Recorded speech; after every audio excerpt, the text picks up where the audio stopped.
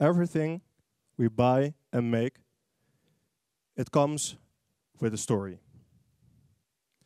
Our smartphones, our plastics, our fossil fuels. Even our batteries, our solar panels and our nuclear plants and our wind turbines. We don't often stop and ask what their history is. We don't ask where they came from, who built them, who shipped them, who manufactured them, or who refined them, and under what conditions. We just buy it, no questions asked, and we make it part of our own story. If life were easy, and if people were always good to each other, that would be perfectly fine. Every step of the way, people would get paid, and nearly all the way down of the supply chain, people would have smartphones. Everyone would be connected, and no one would be left out. That's the global economy, or at least the promise of the global economy. Unfortunately, life is not that easy, and people are not always good to each other. And not everyone is getting paid. And in today's event, you'll therefore hear the outcome of a research project that has been running over the past year, done by our peers here at the TU Delft, to assess the impacts of our way of life and the resources that it demands. But that's not everything that we have for you today. We have stories. Stories told in word, in music, and in dance. And they will be shared with us today because they need to be heard and because they need to be understood. So thank you for being here today. I am Tadé. I'm a master's student from industrial ecology here at the faculty of TPM. And throughout my studies, I've been faced with a lot of ethical questions and debates. And therefore, I hope that you are just like me, very interested to see the outcomes of today's discussions. So let me quickly walk through what we're going to do today. First off, we'll have a presentation done by the research group to share their results and their outcomes. Afterwards, we'll first have a panel discussing the contextualization of their research. After the break, we'll have a second panel where I will also ask you for quite some input. But before we go into the presentations and the panels, we will open today's event in a different way. This might not be familiar to you. It might be that you feel uncomfortable, and that's okay. What you're about to witness, it's a glimpse into the traditional songs and dances of the indigenous Igorot from the northern Philippines to be performed by the MABIKAs Foundation. I would like to ask all of you here to tell us how we will open today with your help. Give them a round of applause for the MABIKAs.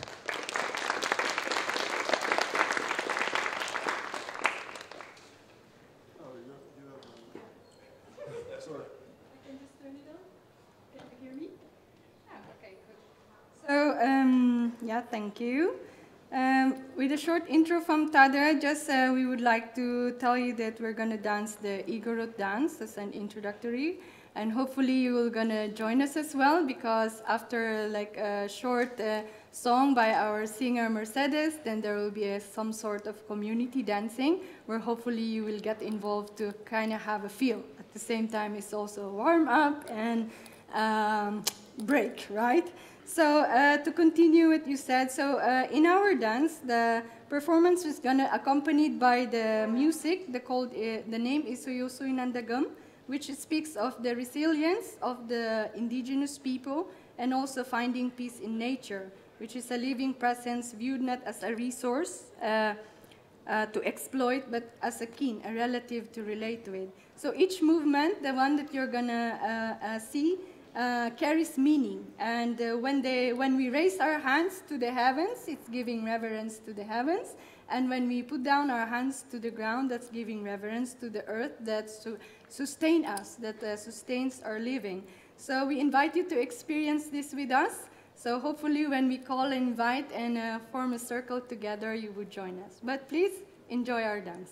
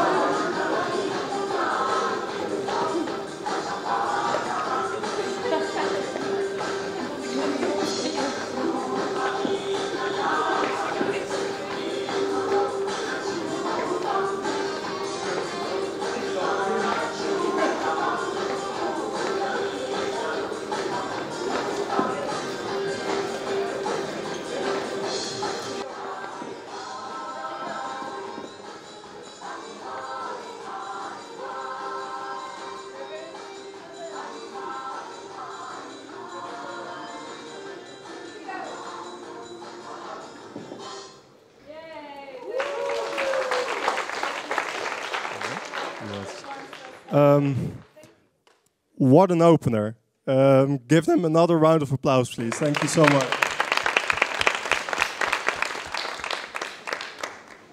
I have never had an opening of a presentation like this before.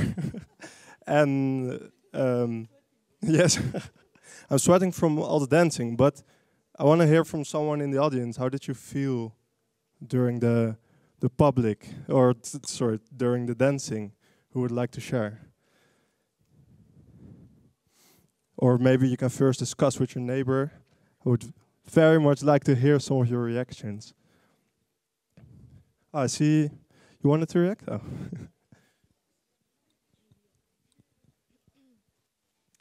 I think at first I found it a bit uncomfortable like you described it, but then I found it beautiful that everyone ended up joining in the end. It was unusual, but everybody enjoyed it at least a little bit, I think. Yes, thank you so much. And then there was anyone else that would like to share? Okay. Oh yeah, I see your finger there.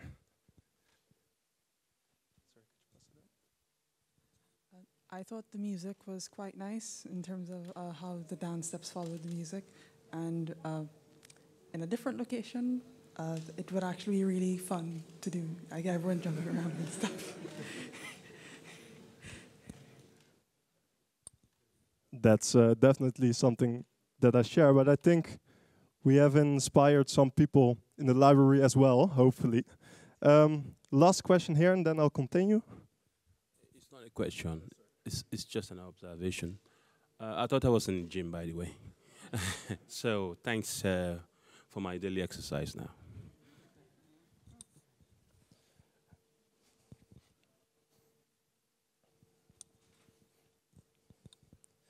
So I hope we've opened ourselves up a bit, energized a bit. We're now getting actually into the project I was talking about. And in this project, a lot of things will be discussed that are maybe new to you here at the TU Delft. And therefore, I would like to ask you to, during Cummings' presentations, but also during the panel afterwards, note down any comments you might have or any questions you might have to the panel, because we'll definitely need them later. And try to think especially about the future approaches here at TU Delft and beyond. But for now, I would like to invite on stage our presenter, and she is an assistant professor on environmental philosophy. She has hosted multiple events on topics of philosophy and environmental ethics. She's working daily on educating students and staff on these topics, and today she will present us the Decolonizing Critical Raw Materials project and its results. Give it up for Andrea Gammon.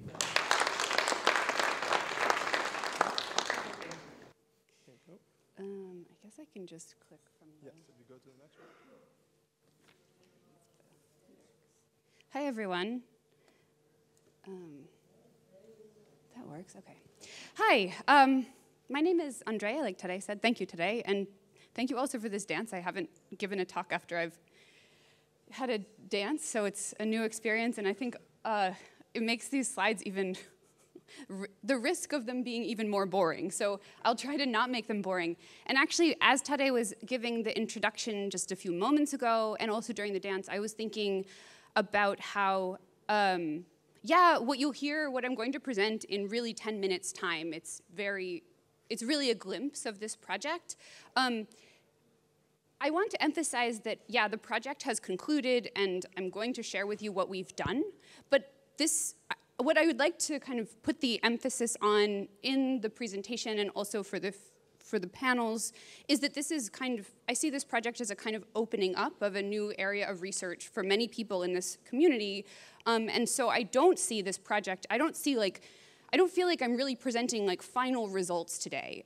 In fact, I think you'll see the results and you'll also agree that they're not really final results. They're more like open questions for us to continue to work on. So in kind of that spirit, I will give an overview of what we've done in the past 2 years.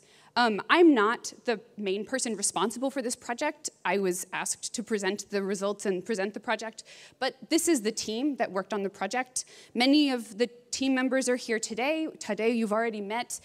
Fatima Delgado is here. Anna Melnick will be on the panel, one of the panels in the second half of the program, and Camilo Benitez Avila is the PI of the project. He's here as well. So he somehow avoided giving this talk and being on the panel. So make sure that if you have questions, you can find him after. But yeah, this is the work of many people. Also several people who weren't here today. What I'm going to try to do in 10 minutes is these things. I'll talk about the main overview of the project and its aims and motivations. I'll talk about the activities that we did as part of this research. the results, if we can say that, and then the work that continues on after this project has ended. Okay, so this project, I didn't even put the name of it actually, but the project itself is motivated by the fact that transitioning to low or no carbon economies looks like it's going to increase the demand for critical raw materials. If you're not familiar with critical raw materials are materials that are economically and strategically important, for instance, for the energy transition, but for other things as well. But they're materials where the supply is considered high risk. And what's important here, what was kind of a jumping off point for us, is even when we're thinking about risks in these senses as the indicator critical indicates, these don't include environmental or social costs. These are economic risks that are built into the designation of critical raw materials. So what we were interested in thinking about is these other kinds of impacts that are not built into this designation. And a question that we were framing in this project is, will critical raw material use perpetuate colonial patterns of mineral extraction, where, as has happened historically and continues now, largely critical raw materials are exported from places in the global south for use in the global north. This raises questions of environmental and climate justice that are kind of central to the motivations of this project. So this project has two branches, one of which asked a question in terms of critical raw materials in an indicator. So like I said, some of the worries about critical raw materials are not indexed, are not included in indicators that engineers and technicians and people with technical training will use. These people aren't necessarily reading critical, they're not reading environmental justice literature, they're not necessarily motivated or even in touch with these kinds of concerns. The aim of this part of the project was to try to translate some of these social and justice-related concerns into an indicator that would be useful for engineers, for technical people, the ones who are choosing what materials we use in the things that we build, in the economies that we're building or rebuilding. So one major task of this project was to try to develop a so-called colonial risk indicator, which we can think of, I have to skip ahead a few slides, as a kind of third axis point, where already in the critical raw material designation, supply risk and economic importance are those are the main bases of the designation. What we wanted to try to build is a third axis that registers a kind of colonial risk of the use of critical raw materials. Okay, so we'll come back to that in a second. That was the first branch of the project. The second branch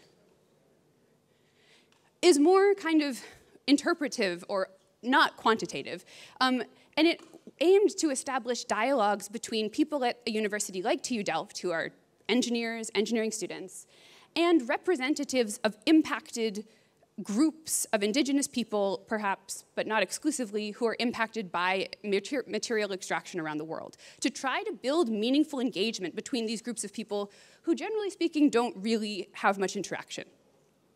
So these are two quite different aims, and I think that's part of the richness of this project, that it has these two very separate branches. Okay, so I'm going to say a bit about the first aim, the indicator, which was mainly worked on by Florian Huber, who is now doing a PhD on related topics at the University of Vienna. So I think this project kind of helped him consolidate some interests and gain some research experience. So what I'm presenting largely will be the work of Florian. It's not published yet, but he will publish this in a report that we can share with you when it's published if you're interested, and he'll have much more detail to present than I am going to here. But I'll do my best. Basically, this is a kind of graph of critical raw materials that you might get from the EU. So on this kind of graph, you have on the y-axis the supply risk, and on the x-axis you have the economic importance. So it's a bunch of minerals. You can't see the names of them. It's too small, but that's okay. All you need to know is that above a certain line, they designate something as a critical raw material versus non-critical. And that designation depends on supply risk and economic importance, this kind of index. So like I said before, the aim is to try to create this third axis, this z-axis, that maps colonial risk on top of the other two existing, well, supply risk and economic importance. So the way Florian did this in the year of research that he had was to take a spatial approach and mapping the overlay of territories where critical raw materials are mined and extracted with lands and territories of indigenous people to see where these kinds of high-risk areas are and what kinds of materials are especially risky given this overlay, this territorial overlay. Now, it's not surprising to learn one of the results is that basically there's a linear relationship between mining and territorial overlay, which seems kind of obvious because, yeah, if you have more mining going on, then the chances that there's going to be more overlap with an indigenous territory is higher. So you see a kind of linear relationship here.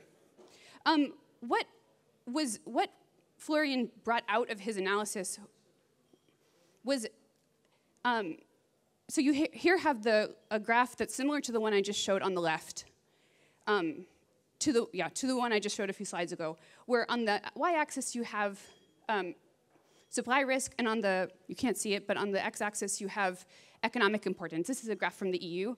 And so what Florian did, this is a graph that he generated, and instead of having supply risk as the y-axis, you have the critical kind of risk indicator based on territorial overlay as the y-axis. So instead of seeing a graph like this, I mean, you're seeing kind of the same thing, but what's important to note is that the materials, they move around in the graph, right? So when you start looking at what are kind of risky based on territorial overlay, you have a different list of minerals that are going to be kind of colonially risky versus a kind of traditional EU designation.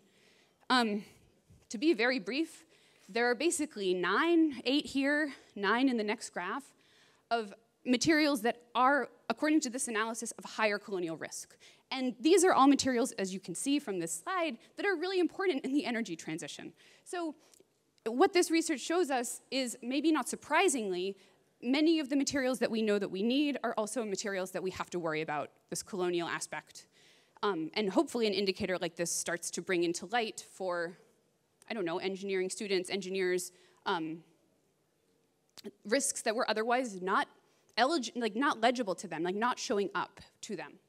These are the 8 that I've just shown on the list, plus nickel, I think is the additional one, to show just where these risks are happening in the world. So this is a quick overview of what Florian did in the kind of quantitative part of the project, the first part of the project. The second part of the project is very different. We worked on this part of the project more kind of collaboratively, and what we did was have we had 2 workshops and 1 panel discussion where we tried to create dialogues between engineering students and engineers at TU Delft and representatives of indigenous communities in the Netherlands. These workshops focused on, especially on the panel discussion which happened on Indigenous Peoples Day, they focused on like the gaps in the current EU agenda, especially when we think about risks to and rights of indigenous groups around the world. These were successful for bringing together and kind of starting to create a network of people interested in these topics from the technical side, from the more kind of justice or humanities side at TU Delft, getting interest from students to an extent, and getting representatives from indigenous groups at a university like the TU Delft, which I think is already something quite remarkable. However, these were also difficult workshops. These are difficult topics. So as we expected, they brought up confronting and conflicting ideas, perspectives, questions. These workshops went well, but they were kind of high stakes in some moments. It felt like there were real conflicts emerging. And from a philosophical perspective, that's super interesting. I don't see this as I see these as like the rich things that you get out of doing good philosophy or asking difficult questions. So the points and the perspectives that one of the things that we experienced is that like the points that were brought up were sometimes confronting to engineering faculty and students who are not typically asked to think about the consequences of their, as Tadé said in the beginning of today's event, the real stories behind what we use or what we assume we're free to use without consequence. We were especially interested in these workshops in thinking through the responsibilities, especially maybe the changing responsibilities of engineers and future engineers. So one of the key questions that we're still thinking about and we want to think about in the panel and then in future work is, what is the responsibility of engineers when the paradigm that they might think under, which is maybe of reducing risk or reducing harm, there are presuppositions in that paradigm that we're just free to use whatever is available as resource to us in the world. And that maybe that's a problematic presupposition that conflicts and causes violence, maybe ignores or perpetuates colonial patterns into the present. So what is how do we deal with that in an engineering institution like TU Delft? That question is here. There are some other questions that we're still thinking about in our ongoing work that I'll highlight now. So there's a spin-off project that you'll hear about in one of the panel discussions that is run by Anna Melnick, and it's through the Design for Values Institute at TU Delft. As I said before, Florian will publish some kind of report explaining and showcasing the quantitative work that he did as part of this project. That's forthcoming. We're also working together on at least 2 papers. One of them is named here in a kind of ethics or more, I don't know, environmental justice, philosophy kind of area, thinking about recognition justice in contexts like this that we're presenting in some coming conferences. And then the last thing to draw attention to, which is maybe the most promising output of this project, is this KIN-PACT network grant. Mira is the PI who's applied for this. And I think in this, especially, all of these things are important to point out. Also, I didn't mention, because I deleted it accidentally, there's a thesis circle in industrial ecology with students working on these topics. And if you're interested, please let us know, because we always can supervise more students. Well, not always, but we'd be happy for more students to take on these topics. But the KIN-PACT network grant, I think that this is one to pay attention to, because I see this, and we see this in the team, as kind of continuing to make space in an institution like the TU Delft for collaborative work that represents voices that haven't always been considered in these spaces. So I think it's maybe the most impactful of the things that I'm highlighting here. Hopefully there will be more work in the future, but this is where I'd like to wrap up at least our presentation. So thank you.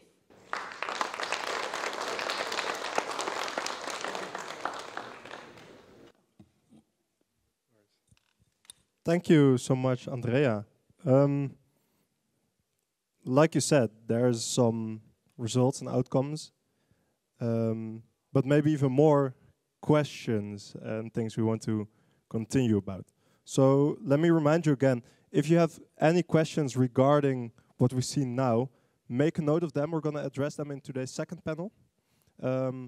But before, we're going to jump to our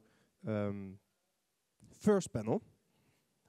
And for that panel, I would like to invite, of course, our today's panelists.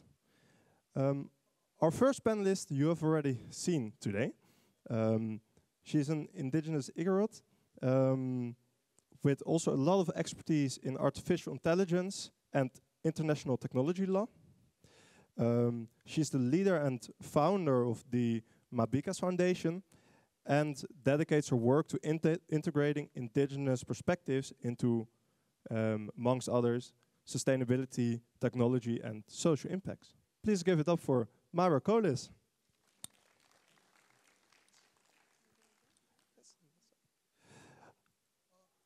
Our second panelist is an author, a critical opinion leader and lobbyist originally from the Democratic Republic of Congo. He acted as an international election observer on behalf of the Netherlands and has participated in numerous debates on Africa, globalization issues, and of course also raw materials. Give a big round of applause for Alphonse Mwambi.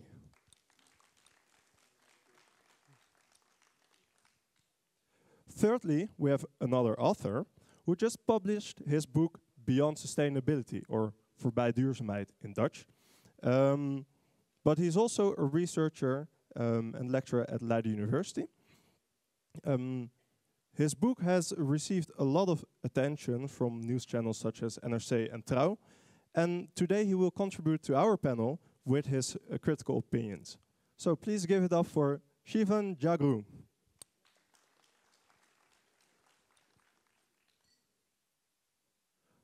Our fourth panelist, she was also part of the research project itself, but furthermore, she's involved in the Design for Values Institute. She's a member of the Decolonial Working Group, a lecturer and postdoc at TPM, and she explores the intersections of ethics, philosophy, justice, and technology. In her career, she has worked with many researchers, activists, and practitioners to explore ideas of decoloniality and visions for the energy transition. Please welcome our fourth panelist, Anna Melnik.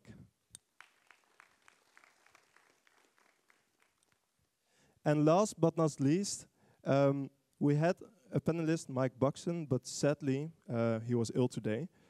But maybe even a big surprise for me as well, his colleague jumped in for us today to still represent Mike's perspective, because otherwise we won't have the full panel that we would love to have. Please welcome up to on the stage, Karash Pashna. Pashna, sorry. Okay. Before we go into the statements and questions that we have prepared for you today, I quickly want to ask your responses on what we've just seen so far in the presentation. What do you feel? What does this research even mean to you? Please keep it short, because we don't have unlimited time. And I would like to start with you. Oh, sorry, yeah. Is it working? Yeah. So, I'm Kiorash, one of the teachers in the CAG in Geoscience department. My background-wise, I'm a mining engineer, teaching bachelor's and master's about the mining, about the modeling, about the general raw materials, and nowadays we're speaking about critical raw materials. When I was speaking about the criticality, it's not only about the supply risk and economic importance, as we've seen on the slide, but it's more about the lack of viability or the substitutes to these materials. And when it comes to the technology, on the technology or the sectors we are using these materials, there's no substitutes. And that's what we have right now. That's what we can do. And when it comes to sourcing, when it comes to have a sustainable, responsible sourcing, there are some facts. I think in one of the graphs she showed on the hemisphere.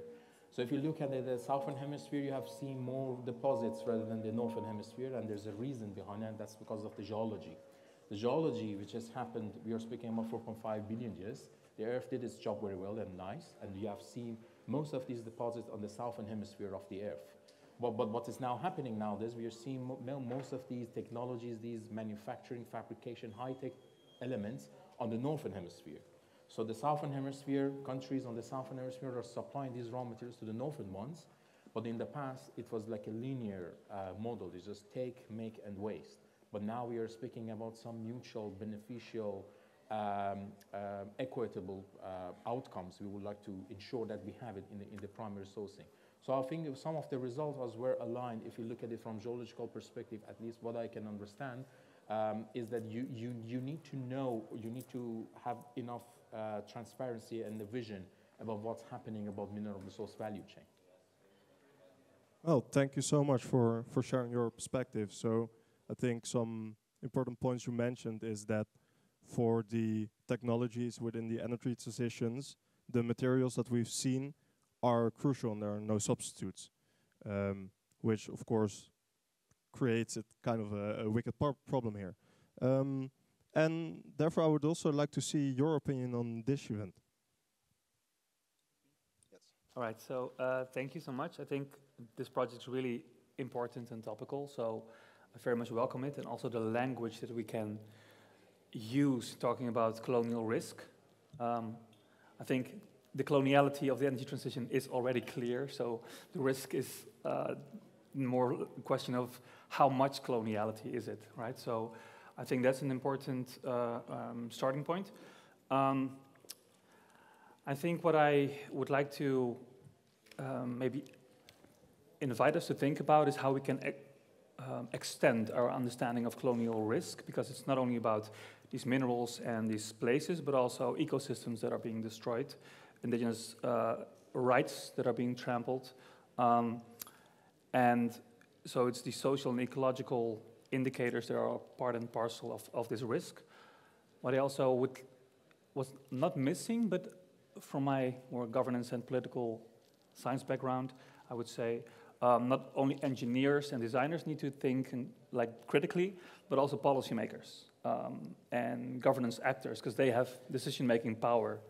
Of course, designers also do, but they also get assigned to design certain things. So the European Critical Act is about policymaking and regulations.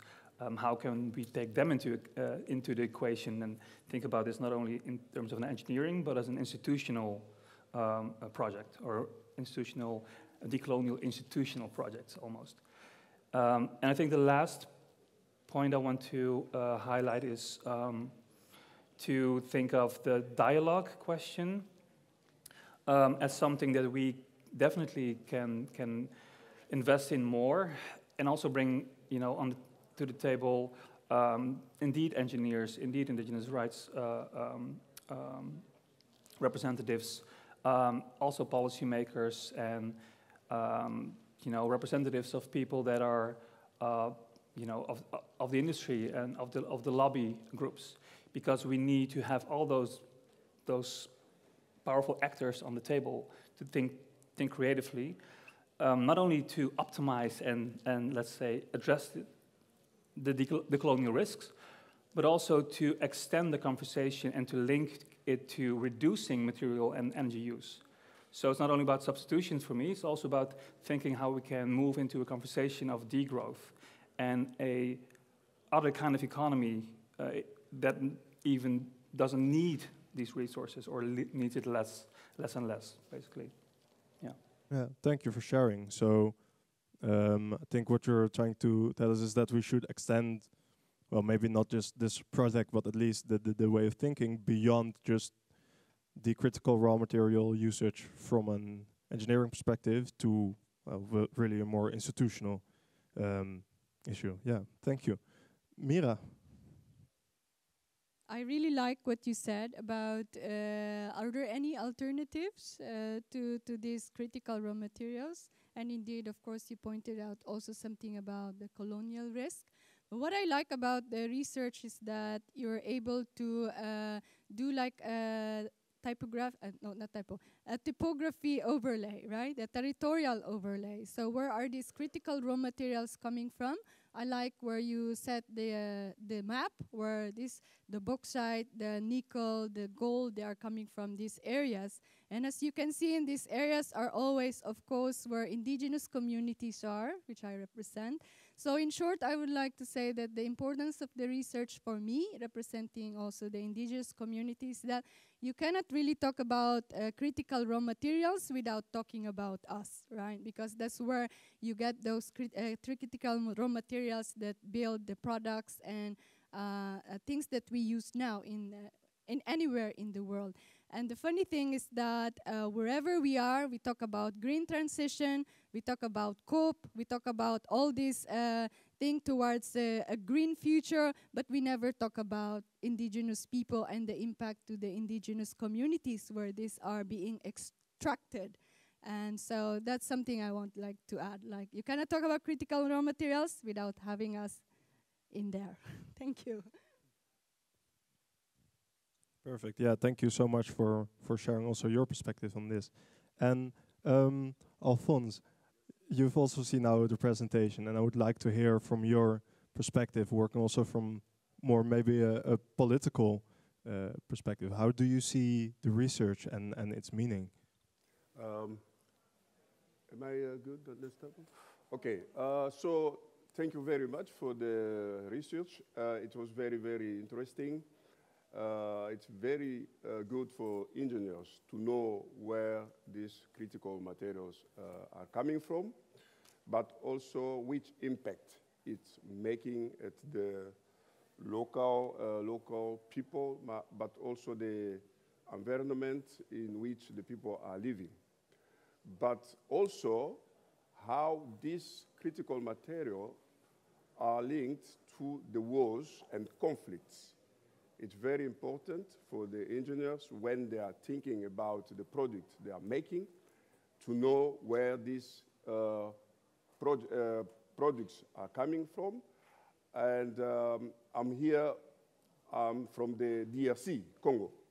So I can tell you exactly what the critical raw materials are doing with people, all during the contact we have with the Western world.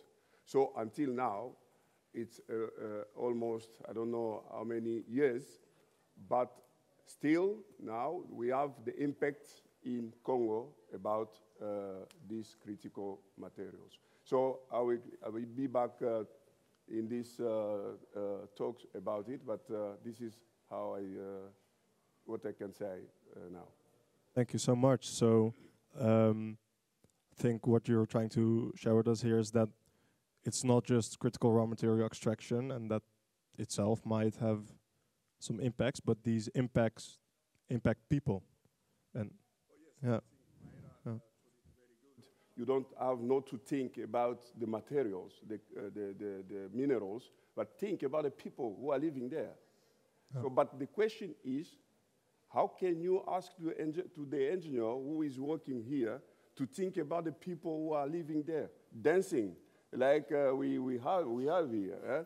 So, and the colonist is very happy with this kind of dancing. In Africa, we do the same. And when they come, they say, okay, these people want to dance. Oh, let's dance with them. And then afterwards, they take all the materials and they go back to Europe. So we have to know how to think, and also the role of these local people will be that the role of the local people themselves, or the government, or the civil society, or maybe from the international lobby, like you said, because some people, some countries are not powerful to deal with this kinds with these kinds of conflict. The minerals and taking it from there is a conflict. Yeah, perfect. Yeah, thank you so much for sharing this. And quickly, before we get into the first statements, Anna, you've been part of the research, and part of your expertise is working on these intersections. So what is to you like the meaning of the outcomes of the research? Thanks. Well, I first of all want to thank actually Camilo and Fatima, because they were the one who started all these difficult conversations here at TU Delft, uncomfortable conversations about what engineering responsibilities in today's world actually entail. Because the world has changed and we see a lot of challenges around us, right? But often, as it was pointed out by many here in the panel, that the implications of different actions and decisions that are made by engineers are not really seen or experienced by the same engineers. So there is this dispersion of benefits and burdens that is happening. And by trying to bridge different groups together and, establish and explore pathways towards some allyship, we try to also reflect on different ways of knowing, doing, understanding, seeing, and experiencing the world, so that it helps also engineers to understand responsibility not as following a protocol and checking all the boxes, and then like going home and thinking, well, my part is done, I'm good here. but actually thinking a bit more from global perspectives and trying to incorporate in the thinking some critical reflections about the long-term implications, different implications that are outside of the national boundaries, right? And what are the potential challenges that different technologies might bring.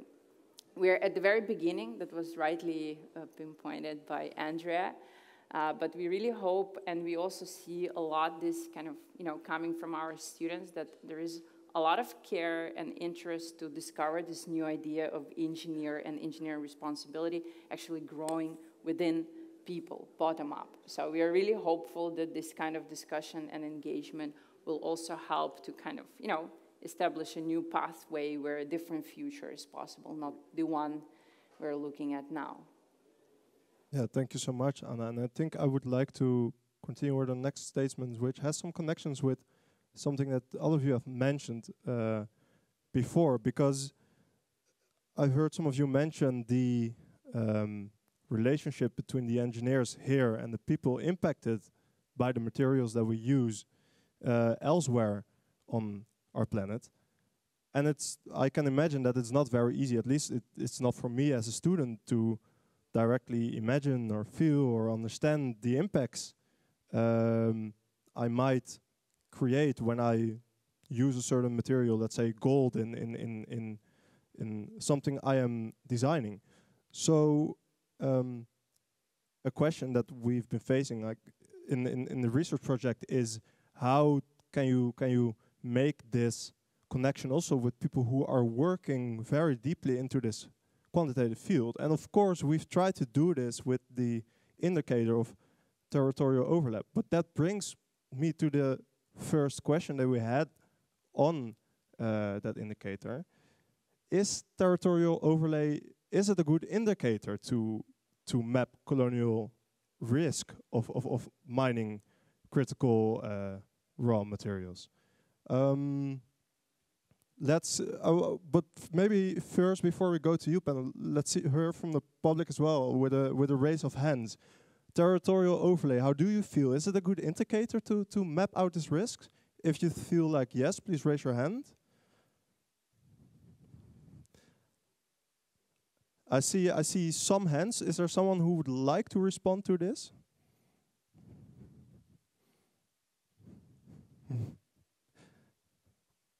Perfect, thank you. Perhaps population or population density is also a very relevant factor, right? Because you can have very sparsely populated area where it doesn't impact that many people, or a very highly densely populated area.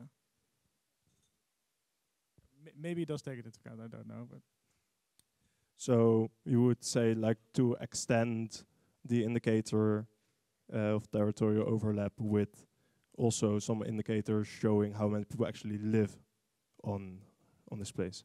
Perfect, yeah, thank you.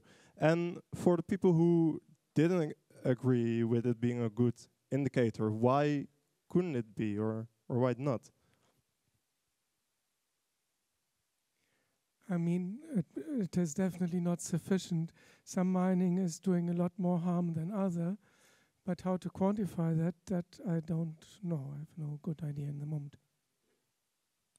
Yeah, good point. So maybe there should also be a way to see the different types of mining and the related impacts to those.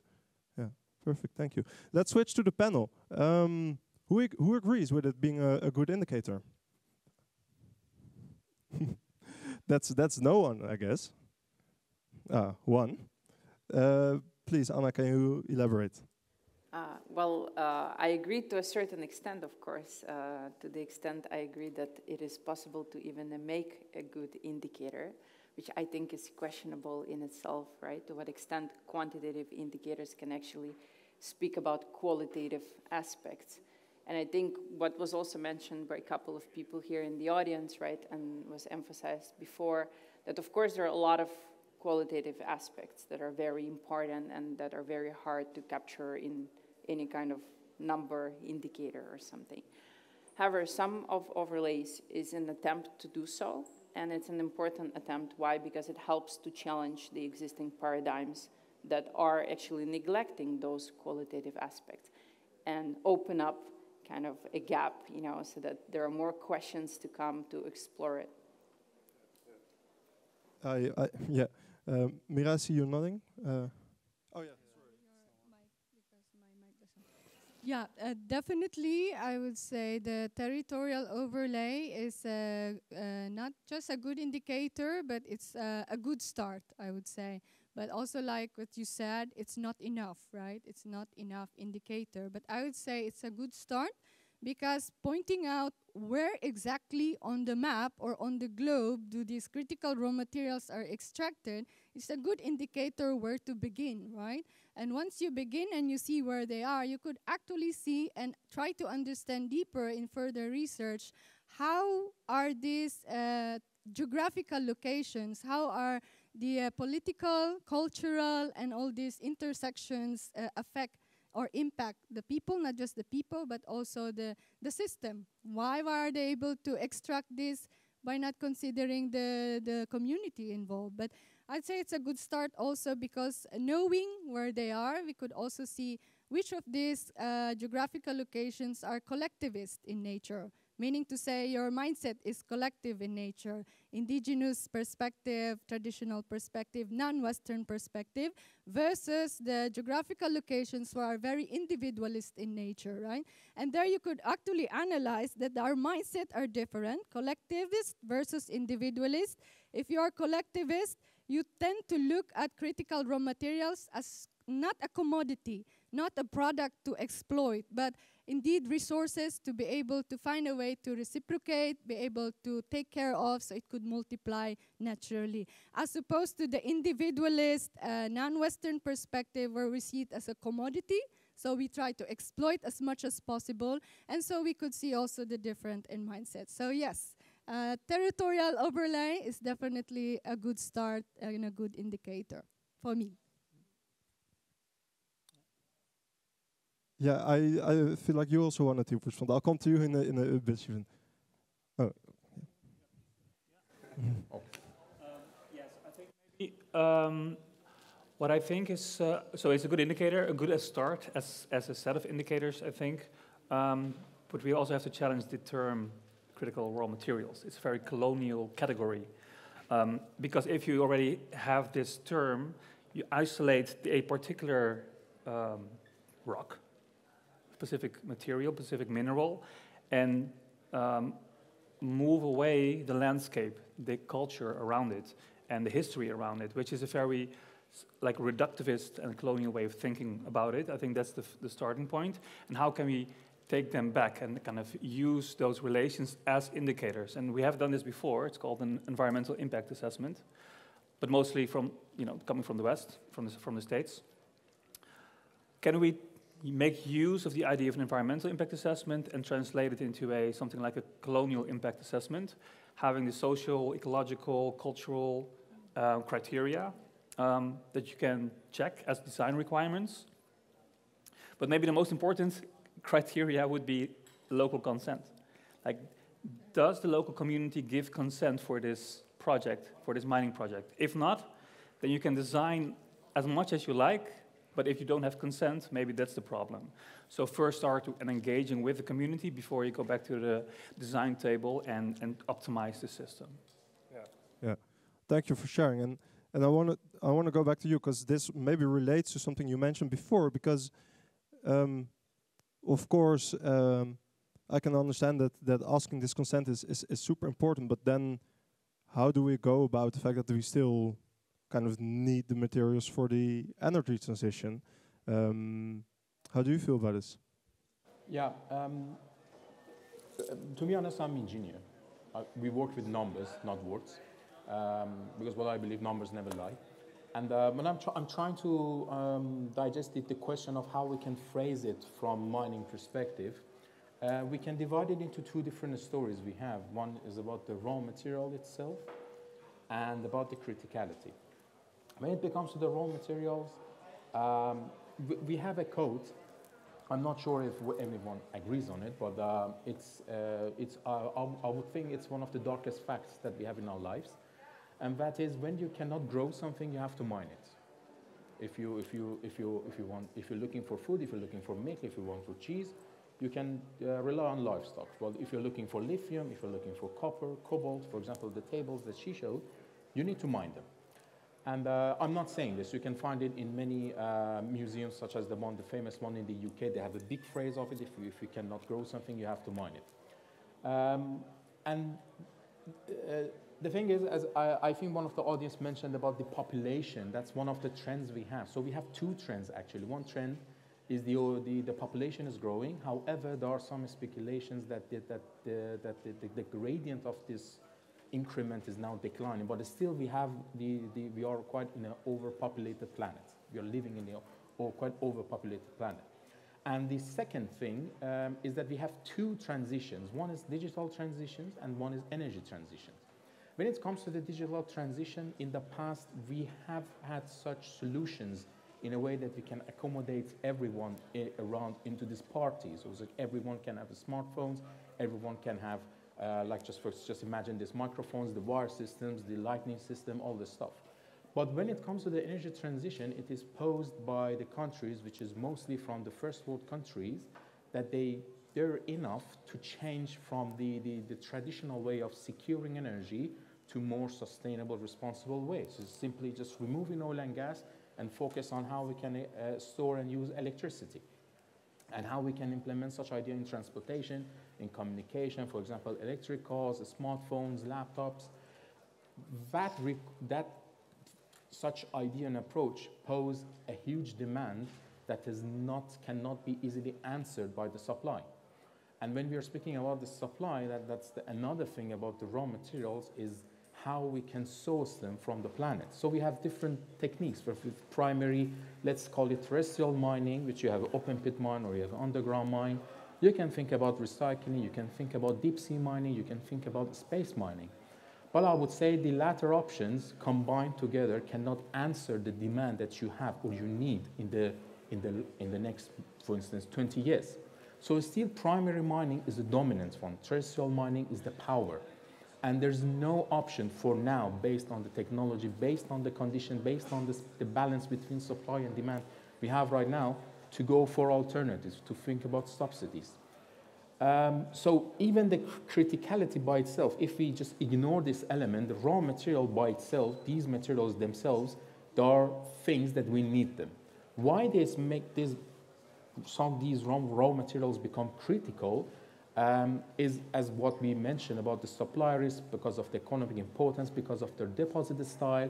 They're not in a common way that you can find easily iron or copper or leaf or other commodities. So their deposit style also is quite different. So you cannot train people easily to know how we can find these elements as easy as other non-critical raw materials. So there are many problems geologically behind these materials.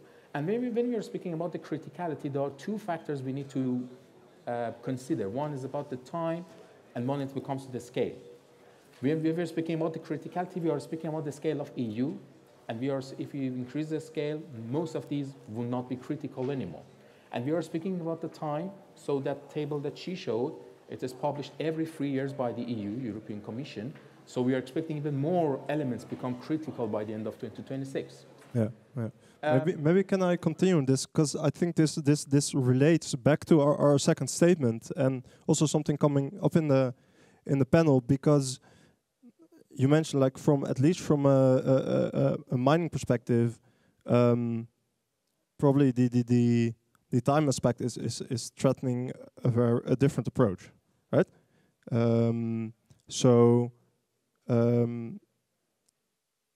Is it even enough to limit this research to mining then, to mining and extracting? Should these types of research projects limit itself only to mining, or should they extend to other heavy industries, for example? Of the other techniques when it comes to recycling, let's call it shallow sea mining or deep sea mining or space mining. Most of them are based on some theories, or most of them are not advanced enough in order to answer the demand. The problem is not about the supply. That's the thing. We have infinite amount of resources even on the earth.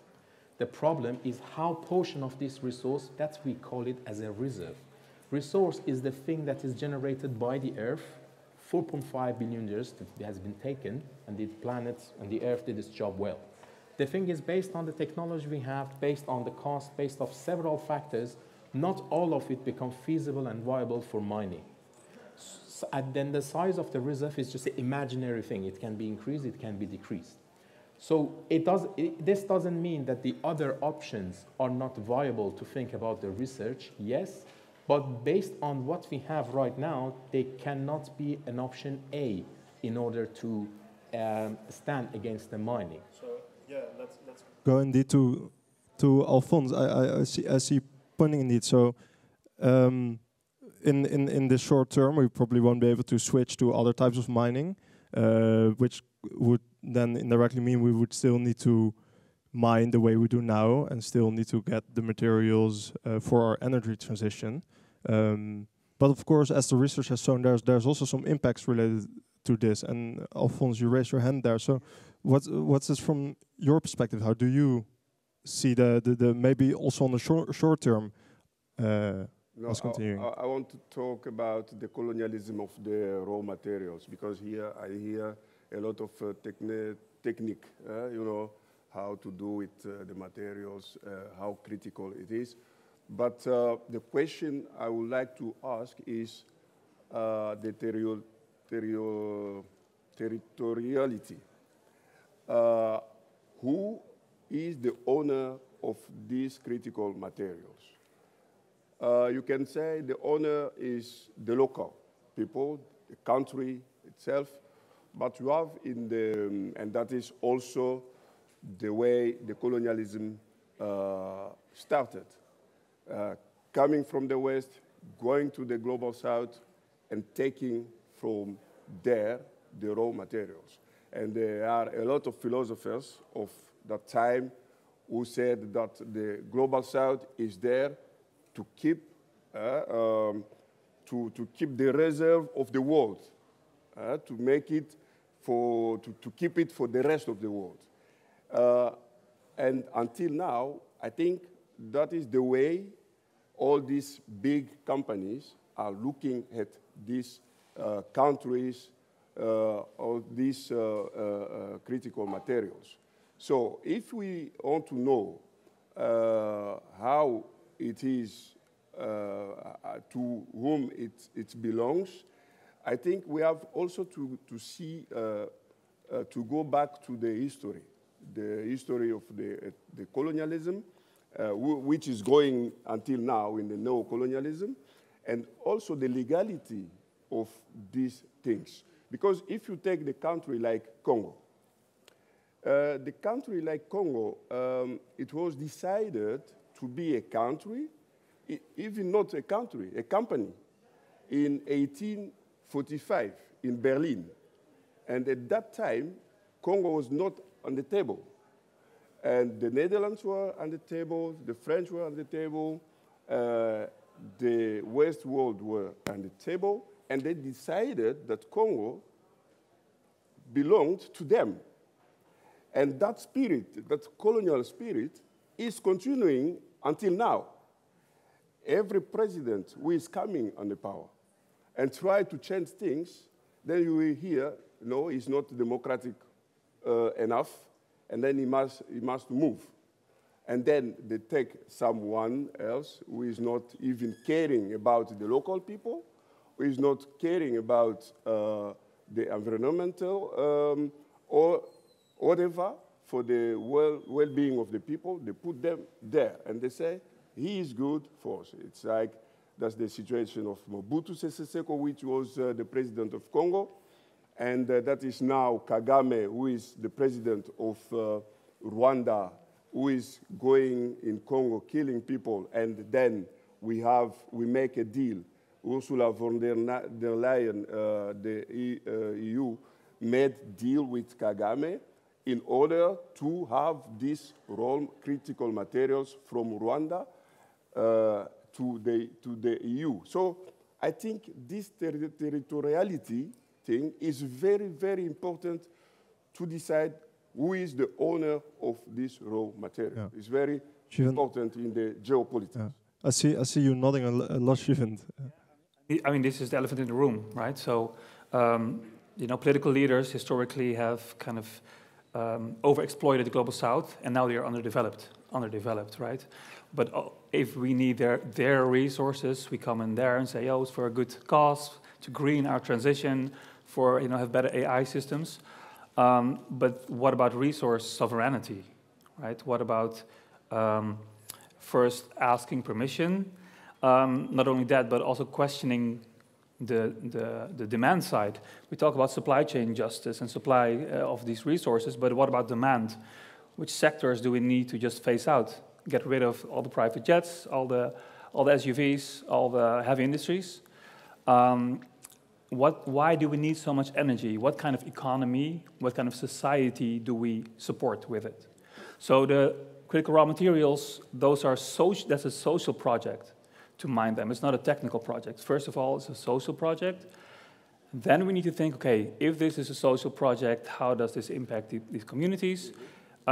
Because people on the ground, kids are not able to go to school because they have to go into the mines.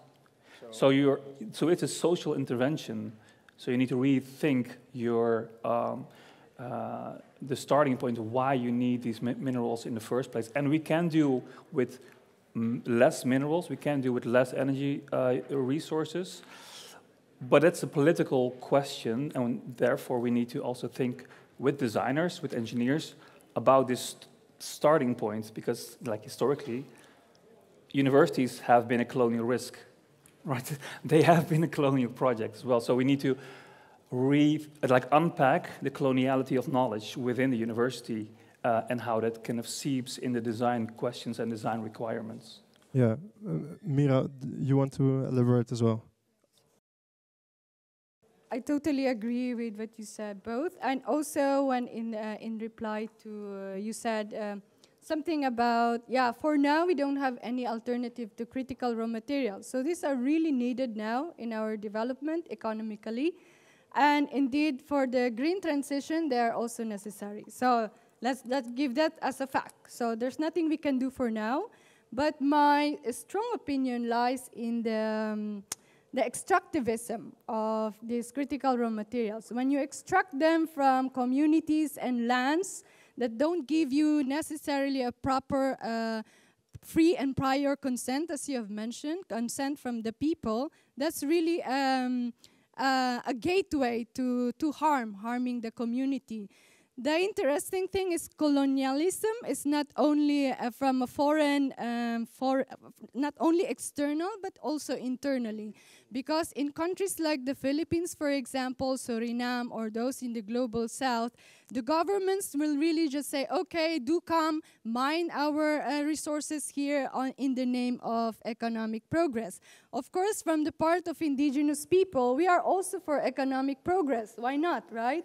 So we are also in favor of this, okay, let's use these critical raw materials, but to a certain point, and to a certain degree where you, of course, also ask the local, as you said. So free prior consent is a very good, is one point, and secondly is also like the no harm principle from our indigenous perspective. You can mine as much as you can. You can research the areas you can mine wherever, which industries are we gonna feed. It's okay, it's also okay. Personally, it's also okay. But make sure that we don't harm anyone, any communities, and that's what's important for us, and also, I think, from the indigenous communities. To add to what Mayra said, is one of the questions I had when I was talking to you. It was like, I have my own microphone. So it was like this university, TU University, lies in Delft in the Netherlands. You make a great research, but it will be good to make this research in connection with other universities in the global south, in Africa, in Asia, and also to involve them in these kinds of research. it will be very, very, very good. Any last comments from Anna before we continue? Important things were already said, right? And I think just to add one thing, I think a lot of our visions behind technologies, right, especially technologies the way they're developed here at the universities that are well established, they indeed really lack this more shared vision, co-created vision of what this technological future would entail. And that seems to be a really big problem, right? Because the questions, why do we need as much of resources? Why do we need as much of technologies? For whom, right? Who is at stake? Whose well-being we're talking about? Whose well-being we're pursuing? Like, these are very problematic questions. And I guess that it's also interesting, I mean, I'm pretty sure we'll unpack, like, to what extent you from the technical side see possibilities of being more open to kind of co-creating divisions on technologies, engineering practices in future with those who might disagree with the essence of how those practices work, right? They might see it as disruptive or might invite different ways of engaging with nature, for instance, right? Or treating nature. So I think this would be really interesting also to explore further and maybe emphasize a bit more, because we are in technical university and we are producing here technologies or contributing in one or other way. Yeah, let's indeed keep that comment in mind for all of us. We'll now go into the break, but after the break, we'll dive further into what our future approaches should be here at the TU Delft and our roles as engineers. So we have some very important issues raised surrounding critical raw materials, even what the terms mean, what they relate to, what they represent. And I think that's a lot to digest. So let's do that now. We're going to take a 15-minute break. There's some drinks that you, if you want, you can get on the left. As I mentioned, there's also in the back some toilets if you need to find them behind the cafeteria. And let's be back here around 3:45.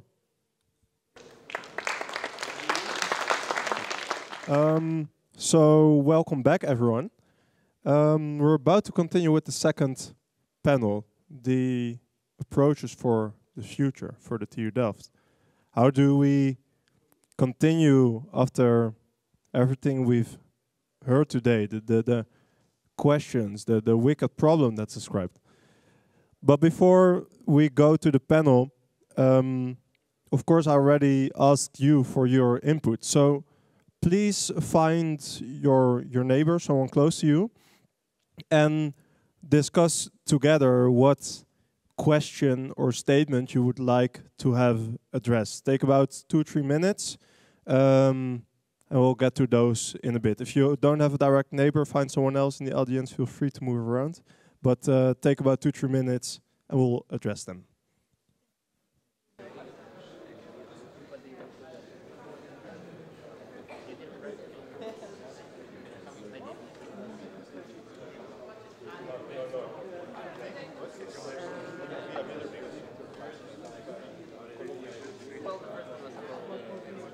Please take this time to round up your conversations,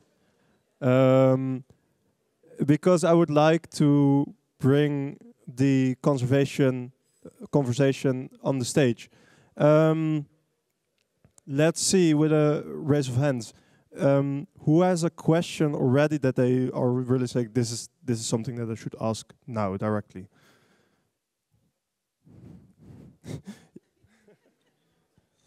I have a question for anyone, right? So I was asking to my colleagues that are now studying in a master's degree in the same faculty that one of our speakers.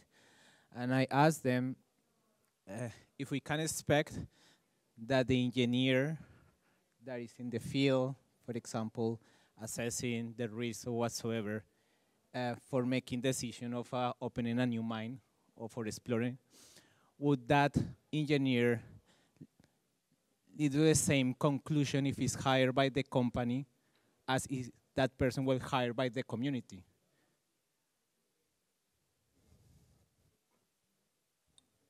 So in short, if an engineer would be deployed at the field to do mining exploration, would they have the same decision if it would be the company employing them or if it were the community employing them?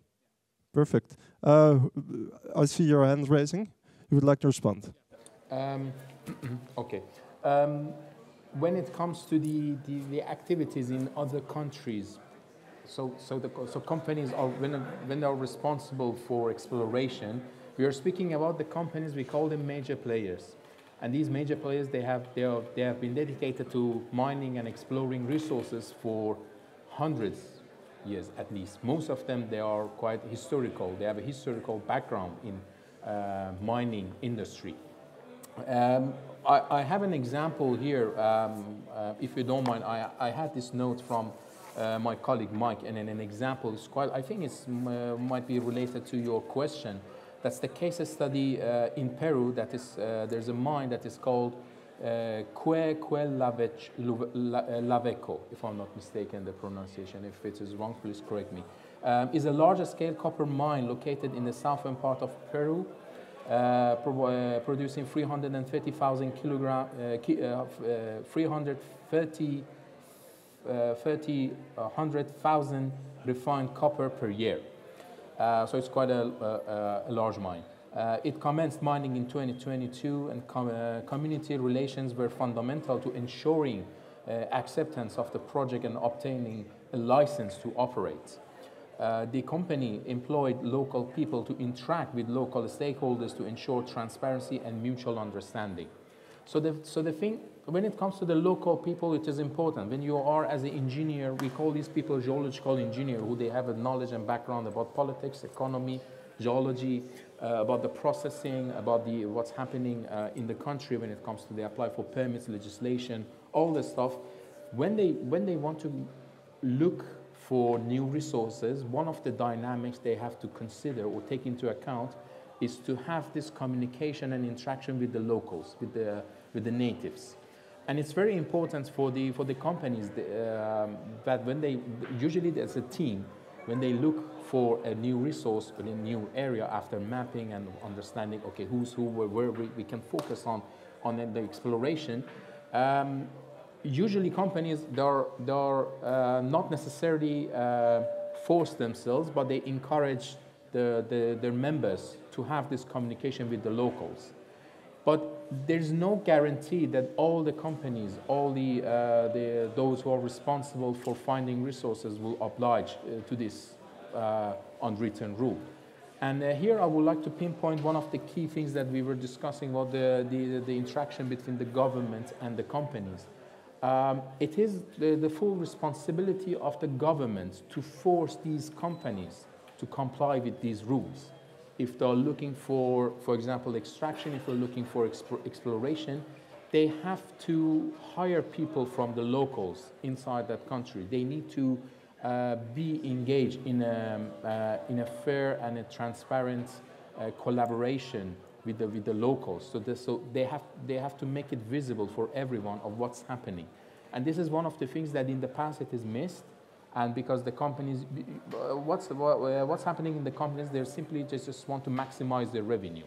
They want to maximize their profit. And because they are very strong players. We're speaking about those making profits more than $50 billion. So they know how to dodge the rules. They know how to, swim like a fish. So it's the objective of the governments to make these obstacles in front of them, to make sure that they are following the ESG policies. So yeah, I see, Anna, you want to respond to this, and let's keep in mind also the original question. Would that change in the end the outcome of what the engineer is doing here, Anna? I actually wanted to direct this question. Change your handheld mic. So did they switch the? So I actually want to direct it back to our students because they also have ethics class. And I think, like, instead of me saying kind of and feeling the answer for the question, right, I would actually really like to hear what you think, right? Like, because you're a part of, I mean, it's interesting, right? Because we have ethics class where we bring all sorts of discussions. So it's interesting how you see that. Would that impact your decisions? Maybe does one of you want to reply from the student side? Yes. Some key takeaways I've gotten from your lectures is that, yes, we do have to be responsible of our actions. And there are like these conducts that we have to follow as engineers. I don't think that as an engineer you have that much power. Those companies are very large, they make a lot of money, and if you don't do what they want you to do, they'll just kick you out, I think. So, yeah. So you're kind of saying that as the engineer working there, you don't even have the power to really make the decision that you want, because otherwise it's threatening your very own position. Yeah, yeah. Alphonse, you would like to respond? Yes, I think the microphone is okay? Okay.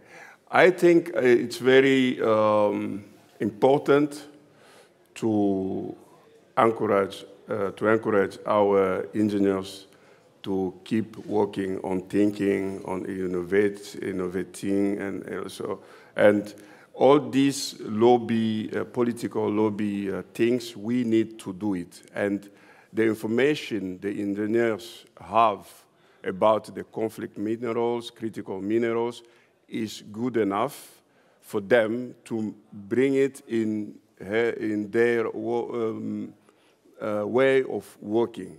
Because if you give them this dilemma of should I do what the company want, or should I do what I want?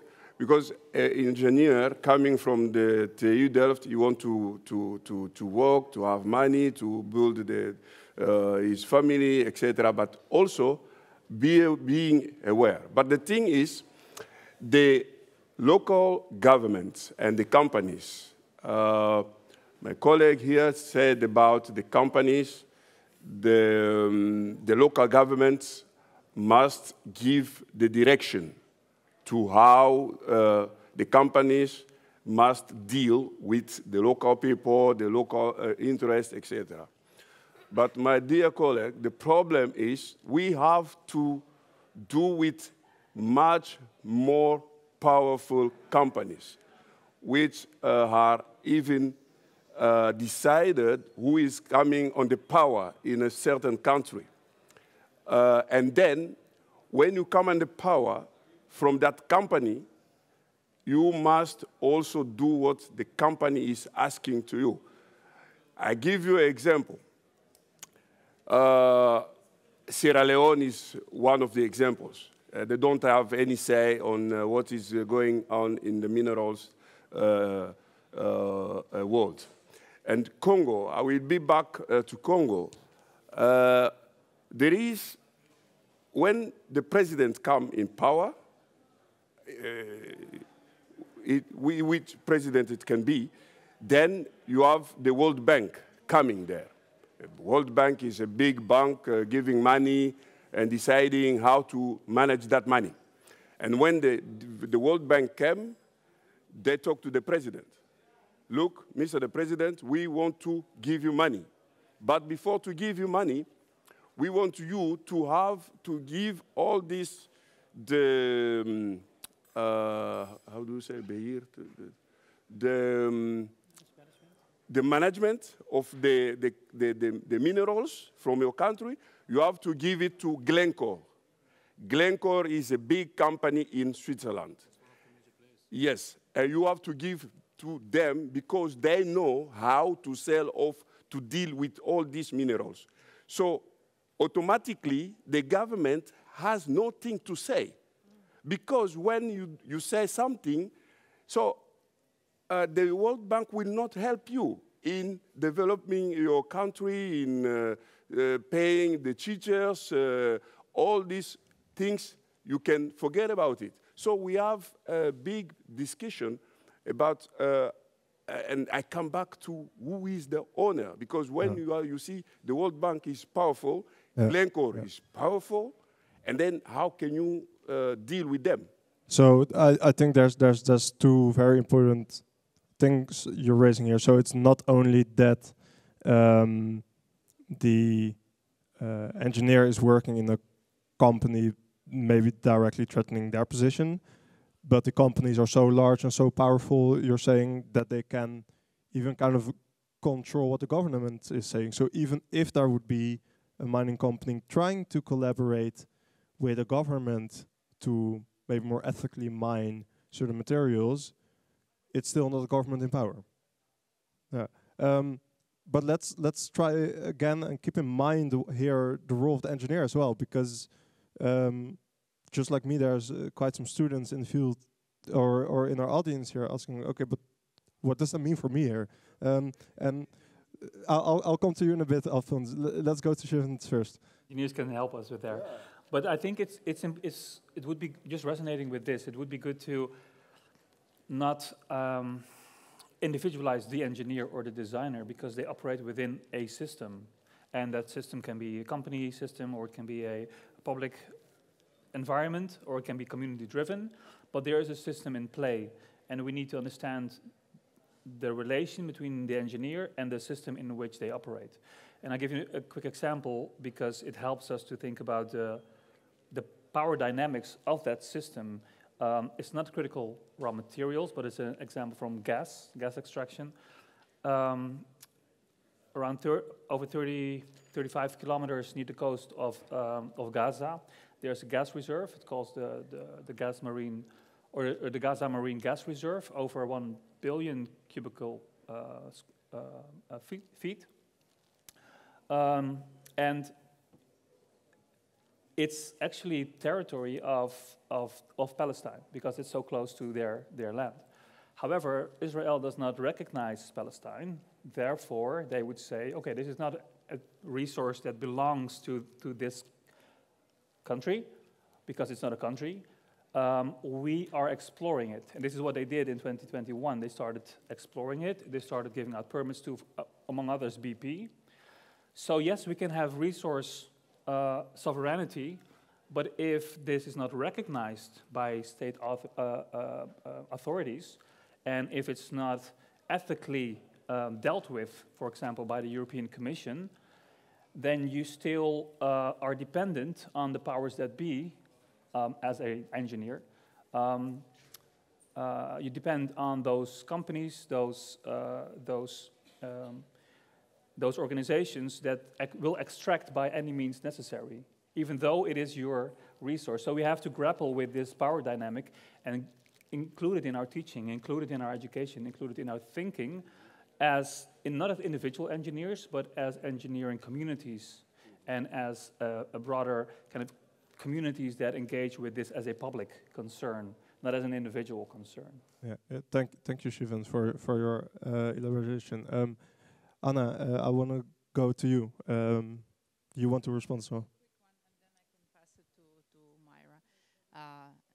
On the one hand, I do agree, but on the other hand, I do also believe, and I think that's also something that we share here at TU Delft, that a lot is also comes from individual change that kind of accumulates over time and change the system, right? We do believe that the people who are now facing these difficult challenges, maybe, are not sure how they will behave when they're part of the system, are capable in the future to build different systems, to change systems, and maybe even not revise the existing system, maybe create a completely new ones that will outgrow those that exist. And I think, this is a big hope that we also try to, kind of explore and facilitate through bringing different discussions and creating spaces for these discussions. Sorry, Mara, you wanted to comment? Oh, yes. Okay, perfect. Yeah, because then we're going back to you as the audience. And do you have a new question? Because afterwards I will also continue to a new question. But first your reaction, please. Yeah, thanks. So that's a very common polarity between is it the system or is it the individual? And what I find important to strengthen is that if I, as an individual, think that I cannot change the system, that does not say that I do not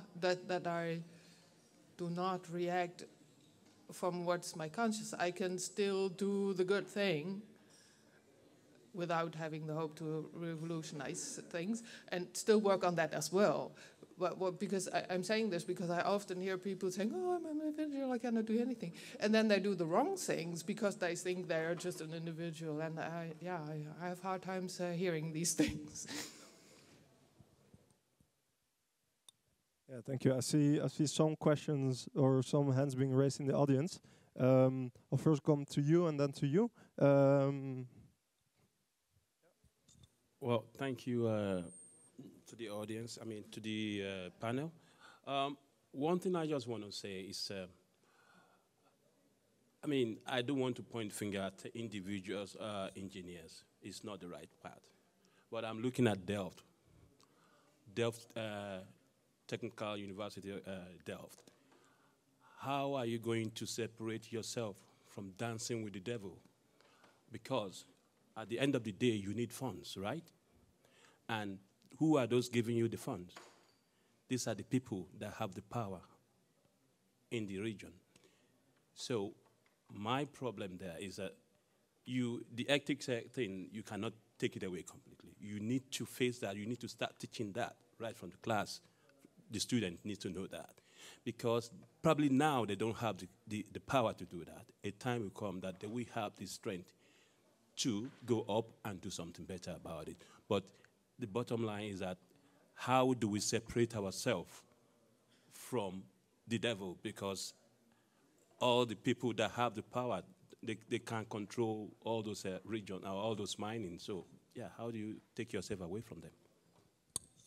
Thank you. So, getting back to your question, I think we've seen some really interesting perspectives diving into, okay, the role as an engineer, but what does your role even mean in relation to the system? And even though we might not be able to change that system, that still doesn't mean we cannot do anything. But I would also like to dive into some other questions. I already saw some hands rising. I see here in the back a question. Yes. Thank you. Actually, I'm a PhD candidate in 6 months, so it's a type like of literature review for me. Thank you all and those working on the project. I see that you discussed all the factors that I'm studying in mineral-based industrialization. So it's about the benefits of minerals. But my question here is, I see in the first presentation that about territorial areas without Africa, which holds like 30% of critical raw materials. So I didn't see like a red circle in Africa. It's the first question. The second one, what about your debate right now about the multinational companies, the communities, technology transfer, and the different investment incentives or mutual beneficiation between all actors in the system. So about Shivat, he said about we need like comprehensive governance model that can control the management of mineral resources with benefit sharing of all parties. So how can we do that? And I like ask just both questions because I'm researching again and I need your voices on that. Thank you. So the first question was relating why there wasn't no red circle in Africa, and the second one is more how we can again engage with the government actors and the other actors involved. Yeah. Okay. Thanks. Sorry. Yeah. Maybe first from the panel, and then I'll come to you. Yeah. I'll come to you in a bit. Yeah. Perfect. I first wanted to start with you, Anna, from the research perspective as well, and then I'll indeed jump to you. You mean the first question? I think Camilo has more expertise to share because he was involved in that project with Florian. But for the second question, if we may swap it around a bit, I actually would really like to invite Myra to share her, because I feel like, the ball was passing several times. And second question? Yeah, because I think it's very important to also hear your perspective, especially on the questions like governance, right? Yeah. Definitely. If this mic is working, can you hear me? No? Okay. For the second question, that is indeed more on governance, and I think what we are doing now, having a dialogue and integrating also the perspective of the non-Western / indigenous communities is really a good start for us, because that's where we start the co-creation process, right? So this goes back also to the question about individual and system, because where do we start, right? It's always start with dialogue like this. And for engineers or TU Delft or institutions, it's always very helpful to widen our perspective on the theories and the frameworks that we teach at schools, at universities, at institutions like TU Delft. And this is really good, because we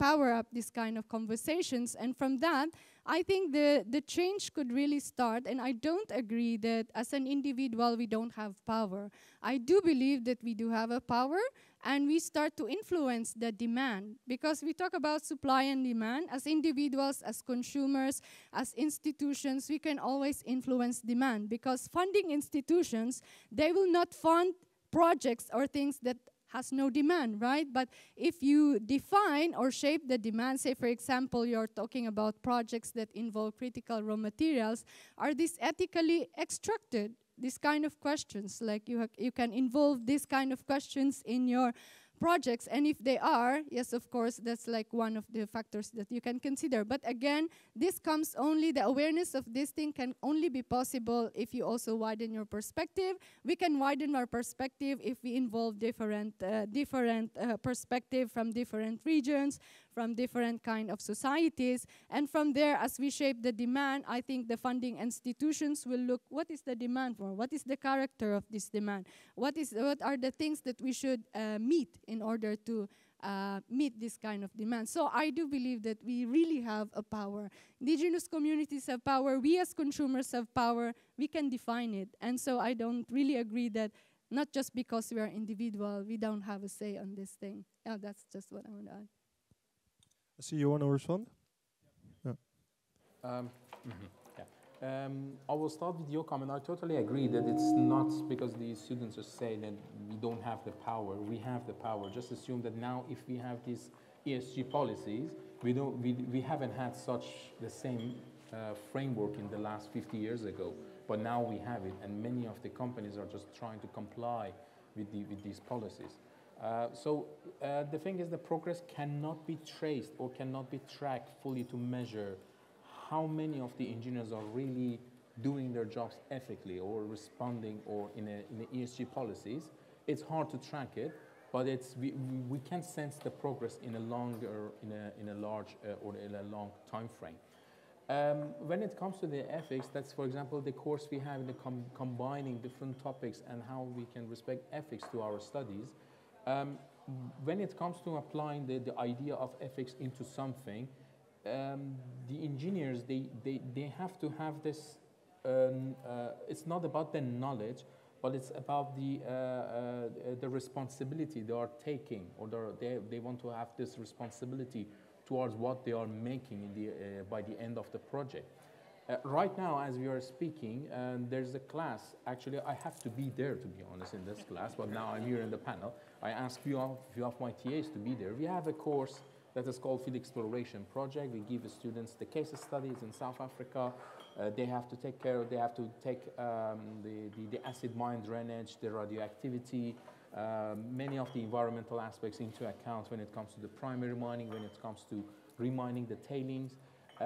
So the idea that we have, at least what I can say in TU Delft, is to encourage the students to think beyond the boundaries of what they have learned in the last, you're speaking about the bachelors, in the last 2.5 years. They learn a lot about the chemistry, they learn about the physics, mathematics, modeling, estimation, understanding critical raw materials, all this stuff. So they have all of them as like a discrete island, but they need to combine all of them into a project, and how they can generate some insights which they can help the communities, the local communities, to generate some wealth, as a wealth sharing, for instance. The idea that we have in this course, for instance, we ask a student to be a group of 4, they make a startup company, we are the lecturers as the shareholders, we would like to invest in this project, but it's up to you to make a scenario how you can intrigue us to invest, while in the same time we will respect these ESG policies. If we train these approaches, the same framework in the academia, we can expect, or we can ensure that the engineers will be responsible with the same approach to follow up ethnically in the industry when they're joining companies, when they're joining in different projects. So this maybe slightly relates to the governance question, but also to the questions before, that you as an engineer, you have the power to scrutinize the project, to ask the questions that are maybe not asked throughout your curriculum, to broaden the perspectives taken into account. But let's also address quickly the first question about the red circle in Africa. And Camilo, you would like to address this? Yeah, thanks. I would note it's amazing to know that you have this kind of education, and we would like to get to know more about this from the PM. On the first question is that certainly the analysis that you do are constrained by the data that you have, right? So what data we use for this analysis, this overlaying? So the areas of the indigenous, say, communities are defined by the UNDP. So for us, also sometimes surprising that some areas might not be identifying this overlap, even when there are mining operations there, and we know that might have conflicts. But it happens to be that not necessarily these areas are recognized officially as indigenous lands by the UNDP. So that's interesting, because there is the question, first of all, like what counts as an indigenous area, because there is some recognition there, and secondly, let's assume United States, right? So what was the land for the indigenous population in the United States, and now what is that now, right? So there's always the problem of the indicators, what is measured in the indicator, but happy also to share more details if you talk laterally. Perfect. Yeah, I saw a hand raised in the back. After this, I'm going to have 2 more questions. I'll come to you in a bit. I first saw a hand here on the right that has been raised for quite some time.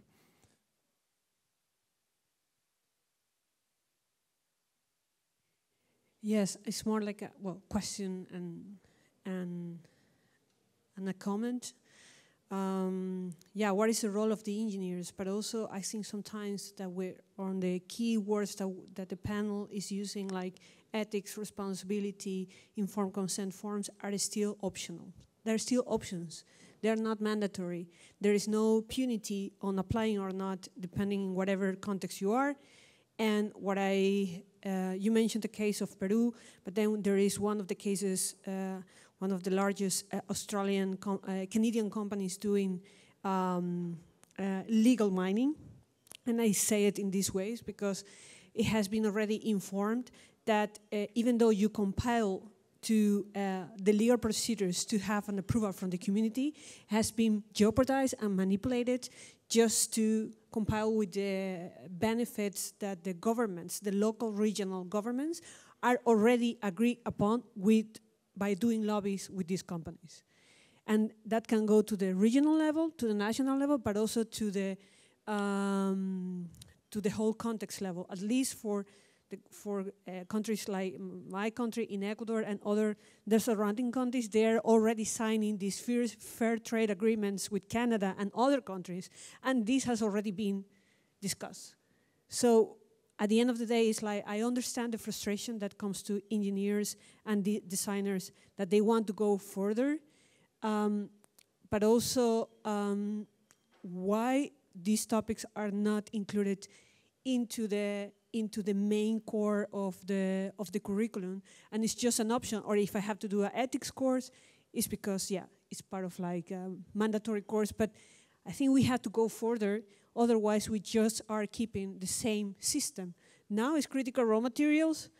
Before it was the nutmeg, the rubber, the fossil fuels, and all the materials that have permitted historically that we live in the wealth that we are, that has been in place mostly in in Western societies.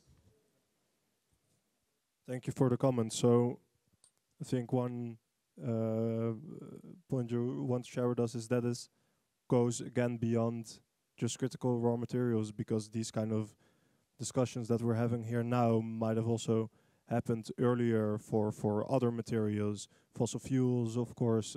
There's a lot of discussions going on now, but also related to the ethics of it. And to teach engineering students to already ask those questions from their curriculum on. Yeah. Okay, thank you. I saw a hand in the back.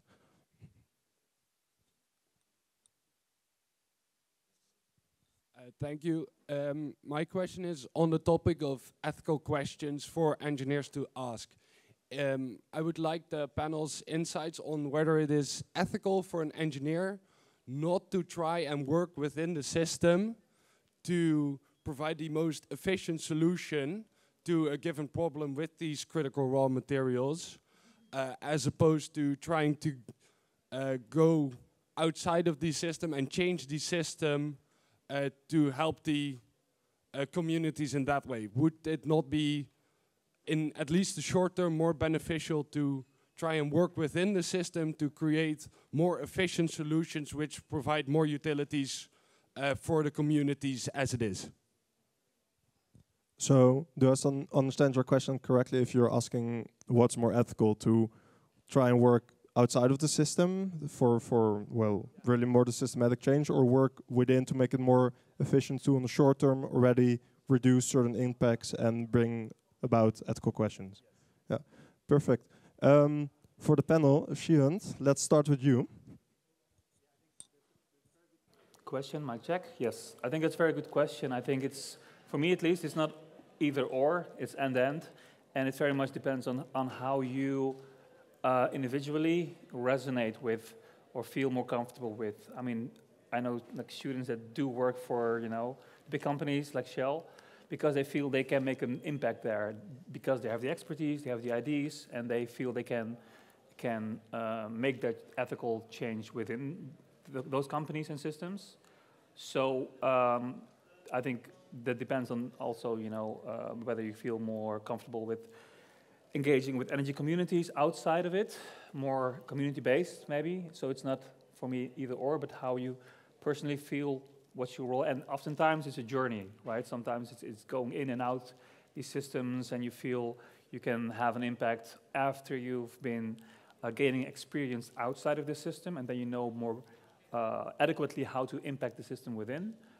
But for like a related comment or question I want to, comment I want to highlight here is that if we reduce this question of climate justice or environmental questions, environmental justice, to ethics, it might be somewhat convenient to kind of reduce it to ethics, because then you can have a checklist, ethical design requirements, but other concepts like democracy or solidarity or justice, you know, how does designing, are your practices as a designer, how do they relate to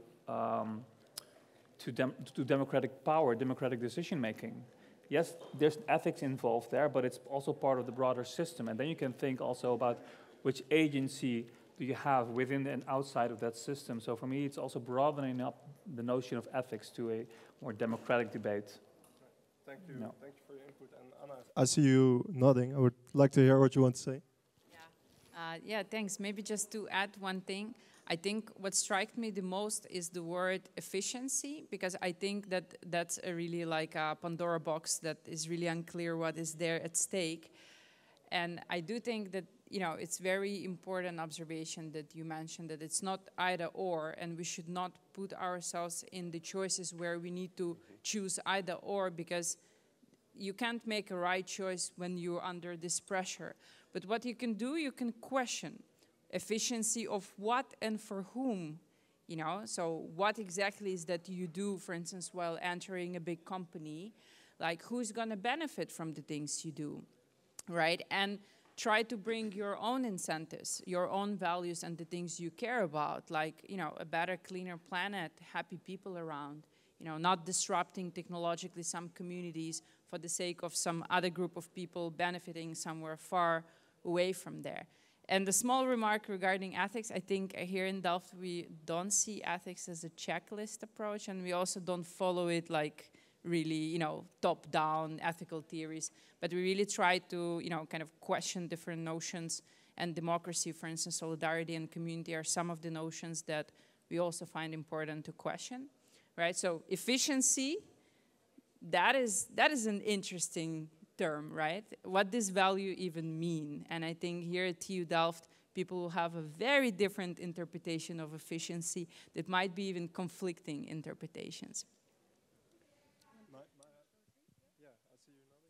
Yeah, shortly. In addition to that, also when you think of ethical questions, it's also a question of what is ethical. What is ethical and to whom? And to which stakeholder is it ethical? So when you think about within the system or outside the system, of course you can. But I also agree that it's not an either or. So you can balance. If you can work within the system, that's ideal, right? The problem is that it doesn't really work within the system. That's why we are figuring out ways on how to work without the system. So that's also the challenge. But if you can, then that would be great. Yeah, if you can innovate and explore, that would be great. Yeah, and I think, co-creation, exploration, and yes, if it's possible, do no harm. Yeah. Any final comments from you? When it comes to the ethics, I totally agree with her. We have this already implemented into the modules we have in TU Delft. But when it's speaking about the system, so this I'll start with maybe an introduction. I will go over the question. You're right. What's the definition of the ethical? Well, so we here at TU Delft, for instance, we are training our students or trying to educate our students in a way that whenever they want to tackle a challenge, when they want to solve a problem, they need to provide the answer, they need to provide the solution, the methodology in an ethical way. That's the half of the story. But when we are looking at the other half of the story, we have to see why there's a negative outlook towards the different sectors in the whole, because we can assume the whole raw materials and mineral resource value chain.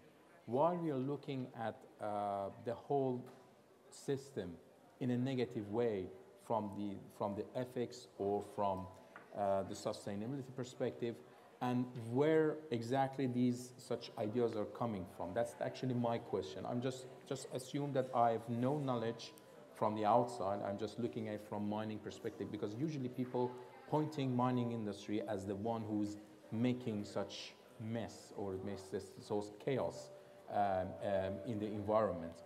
While we have this negative outlook to the mining and just heavily on the industry, which is the mother of most of the industry, when we're speaking about the healthcare industry, when we're speaking about transportation industry, when we're speaking about different types of industry, while everyone is pinpointing this to the mining, and from where such ideas are coming from. That's maybe I just ended up with my question. So there's maybe more questions in the end being raised than being answered, because what does efficiency mean? Ethics for who, and why only limited to mining? Alphonse, any final comments, and then I'll quickly get back to you. But I want to reply directly to this negativity of the mining. I think the negativity of the mining, the approach of the negativity, for me, it's positivity.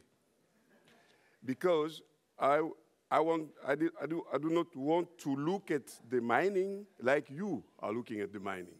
I want to look at the mining like the local people are looking at the mining. How is the profit? Who is profiting from that mining? So it's not the negativity way, but it's a positivity way to question it in order to make it clear to everybody, to the companies, to the engineers, and to everybody. It's not negativity, but we mention it. It's positivity. Thank you, Alphonse. That's a really interesting new perspective to even is it a negative discussion or is it positive, and what does that even mean again in the end? There was a question here.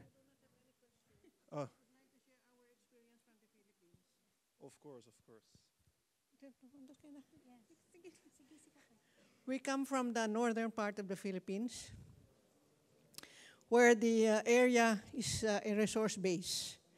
So you have forests, you have mines, you have water. Anyway, regarding mining, there was a decree or an act that was promulgated that the whole Philippines can be mined.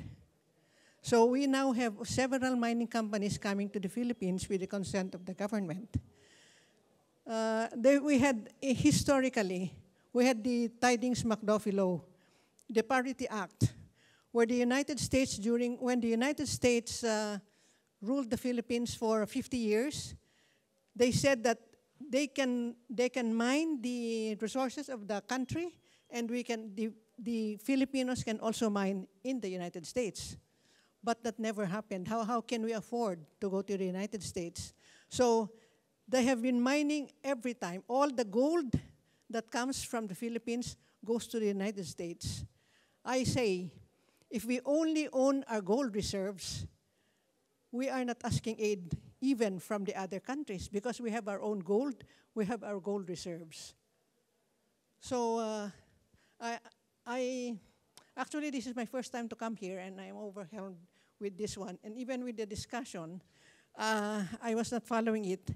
But when Alphonse was talking about who owns the minerals, if those minerals are owned by us, nobody will be poor. We will all have resources for ourselves.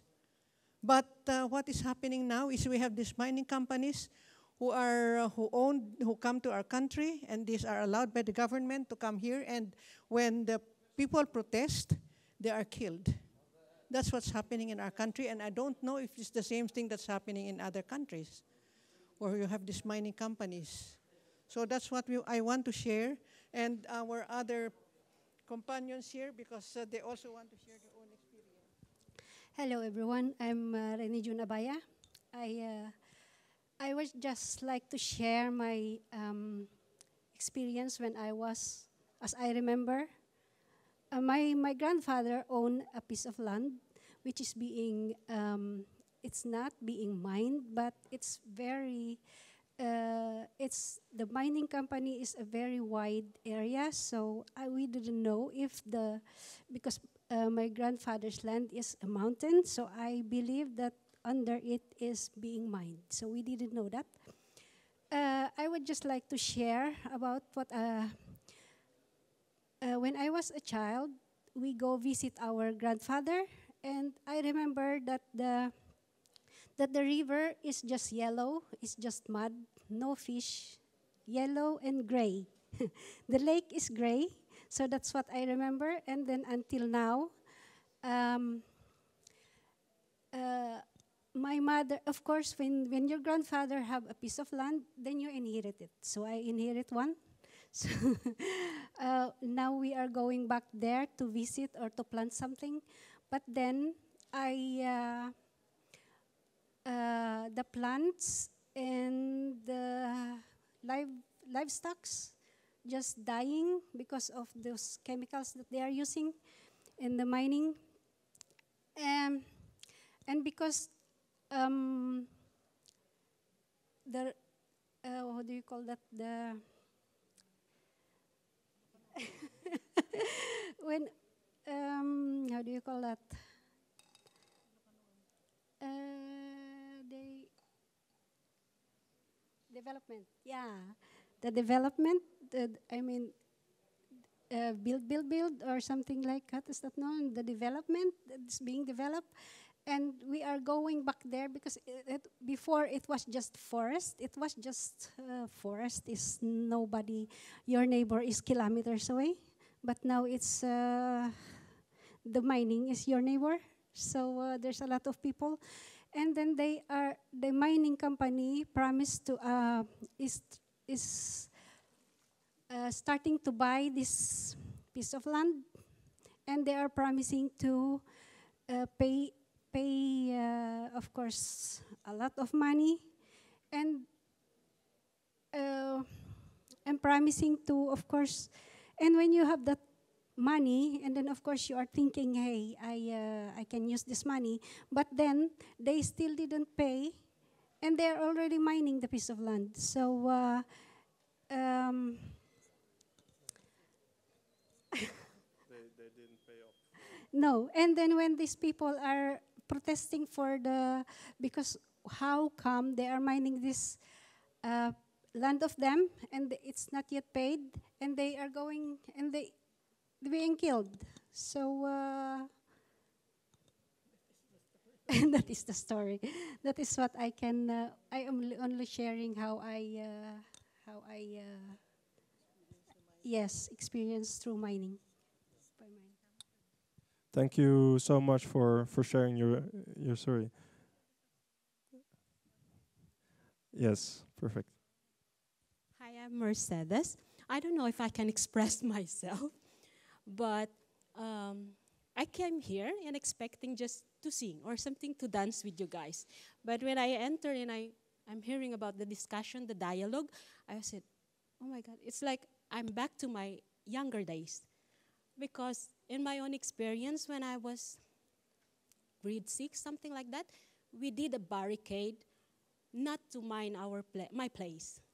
We did a barricade, but we, as normal citizen, did not, how can I say, did not conquer them. They just mine it because what is that? This entrepreneurship come to our place, bribe with the politics who we think they will serve us. So every position is being involved in this thing. And I think I never heard that it's because love of money. I think everyone, because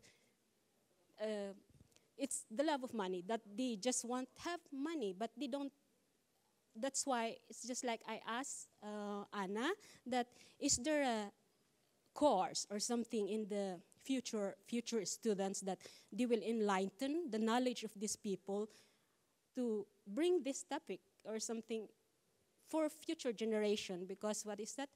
It's really, you choose your position in life, or you will study in what? In pursuing your own desire, or for more money, or for more humanity in your heart to pursue what is your purpose in life, something like that. I just want to share because tomorrow I work in a Mac technology. I work in a technology, and I said, I don't know if I will love my work tomorrow, because what is that? I am looking at the gold doing in my job, and I said, and I hear this and I hear this dialogue. It's just really affected me. I get emotional today, sorry. But it was, for me, it's like a really life story about, and thank you for this research. And I hope we will know the result of it after it's all will be finished. Thank you. Thank you so much for the story. I think that also brings us a bit towards the end of today. But just like we did in the opening, I would also like to ask you to close today with us. And this will again be led by Mayra. But indeed, we don't have to end the discussion there, because from 5 onwards, we have some more catering here, and there's room and space for more discussions. If you want to keep up to date with this project and other related projects, make sure to follow the Decolonial Working Group on LinkedIn, where this research and other researches will be shared as well once they are published. And with that, I would like to invite again the MABIKA Foundation for us to guide the closing.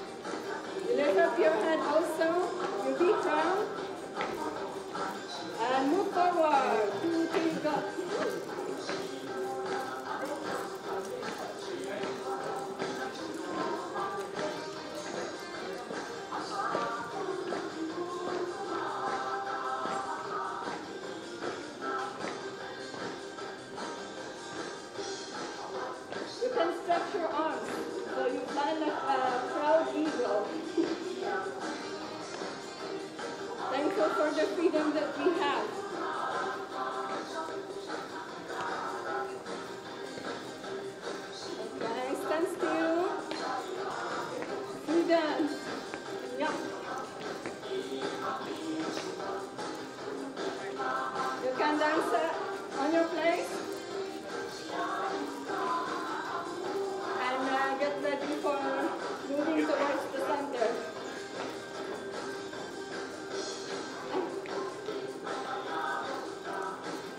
Then to the heavens.